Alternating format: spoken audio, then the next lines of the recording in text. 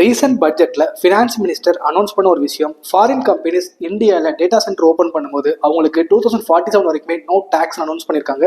Data சென்டர்ல என்ன இருக்கு, ஏன் அவங்களுக்கு 20 இயர்ஸ் வரைக்குமே நோ டாக்ஸ் அனௌன்ஸ் பண்ணிருக்காங்கன்றத இந்த வீடியோல அதுக்கான ரீசனை ரொம்ப தெளிவா எக்ஸ்பிளைன் பண்றேன். அது கூடவே டேட்டா சென்டர்னா என்ன, ஒரு லாங் டர்ம் விஷன் என்னன்றதும் இந்த வீடியோ பார்த்து முடிக்கும் போது ஒரு கிளாரிட்டி கிடைச்சிருக்கும். இந்த மாதிரி இன்ஃபர்மேஷன் ரெகுலரா தெரிஞ்சுக்க இந்த பேஜை ஃபாலோ பண்ணி வச்சு சேவ் பண்ணி வீடியோ ஃபுல்லா பாருங்க. இன்னைக்கு ஆயில் வேல்யூபிள் கிடையாது, டேட்டா தான் நியூ ஆயில். ஃபர்ஸ்ட் டேட்டா சென்டர்னா என்னன்னு பார்ப்போம். டேட்டா சென்டர்ஸ் தான் டிஜிட்டல் வேர்ல்டோட பேக் போன். இப்போ நீங்க பார்த்துட்டு இருக்க வீடியோ, உங்களோட டிரைவ்ல இருக்க போட்டோஸ், நீங்க டெய்லி பண்ற யூபிஐ பேமெண்ட்ஸ், நீங்க பார்க்குற ஓடிடி, கிளவுட், ஏஐ, பேங்கிங் எல்லாமே 24/7 டேட்டா சென்டர்ஸ் மேல தான் டிபெண்ட் ஆகுது.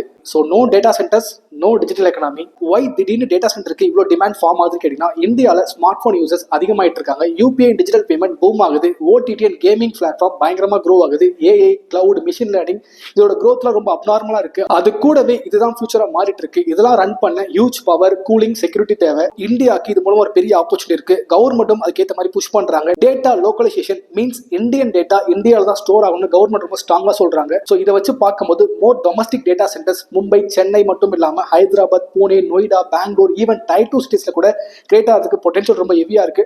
டேட்டா சென்டர்ஸ் க்ரோத்னா ஒன் கம்பெனி பெனிஃபிட் கிடையாது. Power and renewable companies, transmission and grid players, cooling and electrical equipment, real estate and infra players, அது கூடவே ரீட் டைப் பிசினஸ். இந்த business மாடலோட ஸ்ட்ரென்த் பாத்தீங்கன்னா டேட்டா சென்டர் பில்ட் பண்ண capital ஹெவியா தேவைப்படும். பட் ஒன்ஸ் பில்ட் பண்ணிட்டாங்கன்னா long term contract, stable cash flow, high ஸ்விட்சிங் cost, like digital toll road மாதிரி தான் ரெகுலரா கேஷ் ஃப்ளோ வந்துட்டே இருக்கும். அது கூடவே இதுல ஒரு சில ரிஸ்க்கும் இருக்கு. High capex, power deficiency, execution risk. இந்த ஷார்ட் டர்ம் இப்ப கிராஸ் பண்ணிட்டாங்கன்னா லாங் டர்ம்ல இதை மூவ் பண்ற கம்பெனிக்கு பெரிய growth இருக்கு. இதை லாங் டர்ம் விஷயமா பார்க்கும்போது இந்தியாவில் டிஜிட்டல் எக்கனாமி க்ரோ ஆகும்போது டேட்டாவோட டிமாண்ட் கண்டிப்பா இருக்கும். டேட்டா டிமாண்ட் ஆகும்போது டேட்டா சென்டர்ஸ் தான் பயங்கர டிமாண்ட் ஃபார்ம் ஆகும். ஏஐ, கிளவுட், டிஜிட்டல் பேமெண்ட் தான் ஃபியூச்சர் எக்கனாமி நீங்க நம்புறீங்கன்னா டேட்டா சென்டர்ஸ் அவாய்டே பண்ண முடியாது. இந்த செக்டார்ல ரெண்டு ஜாம்பவான்ஸ் என்ட்ரா இருக்காங்க. One for Reliance, second one LNT. ரெண்டு பேருமே பிக் பிளேயர்ஸ். எந்த செக்டாருக்குள்ள வந்தாலும் செக்டார்ல ஜெயிண்டா மாறுவாங்க. ஸோ இந்த ரெண்டு கம்பெனியுமே லாங் டர்ம் விஷயம்ல டேட்டா சென்டர் ஸ்டாக்கு நான் பிலீவ் பண்றேன். ஸோ இது ஷார்ட் டர்ம் பிசினஸ் கிடையாது, லாங் டர்ம் விஷயம்ல நம்ம வெல்த் காம்பவுண்ட் பண்ற செக்டார். இதெல்லாம் உங்களுக்கு தெரியப்படுத்தணும். இந்த விஷயத்தை மறக்காம ஃப்ரெண்ட்ஸ் அண்ட் ஃபேமிலி ஷேர் பண்ணி தெரியப்படுத்துவங்க. எப்பயும் சொல்ற மாதிரி தான், இன்வெஸ்டிங் ரொம்ப ஈஸி நண்பா, புரிஞ்சு பண்ணும்போது.